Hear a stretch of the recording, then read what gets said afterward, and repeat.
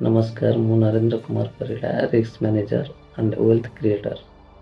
आपण मध्य भावुचंती कि प्रति मासरे आपणकर रोजगार टंका केउ आड़े अदृश्य हो जाउछि। आपणक पॉकेट सब बेले खाली रहउछि। आपण जेते टंका रोजगार करूचंती ना काहेकि जदि हाँ ताहले एई कहानीटी आपणक पई। एई कहानीटी आरंभ होउछि रूपेश ठारू। रूपेश जने मध्यवित्त परिवार पिला जार दरमा प्रति मासरे 50,000 टंका, किंतु मास सरीला बेलू पॉकेट रे मात्र 500 टंका बंची थाए। एमिति हबार कारण कौन चलतु जानिबा। प्रथम भूल, अनावश्यक खर्च।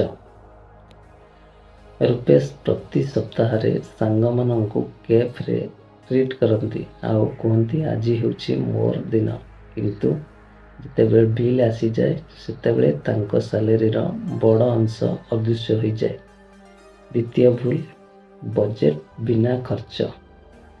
रूपेश केबे भाभी नथांती तांको केते टंका और कोठी खर्च करिवार अछि, जेमिति कि ईएमआई रो बिल एवं शॉपिंग सबु मिश्रण रे। तृतीय भूल, संचय करिवा कोनोसी योजना नहीं।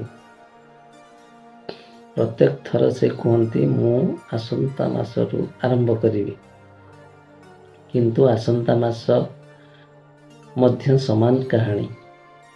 चतुर्थ भूल, इन्वेस्टमेंट और इंश्योरेंस को अणदेखा करिवा। भविष्यत पई योजना करिवा उचित बोली रूपेश केबे भाभी नथिले एवं तापरे हठात गोटे मेडिकल इमरजेंसी आसीगला आउ रूपेश कर्जरे बुड़ी गले। तेणु बंधु मैंने आपण रूपेशर यही कहानी कौन बुझिले? कौन आपण मध्य एपरी भूल करुछंती कि?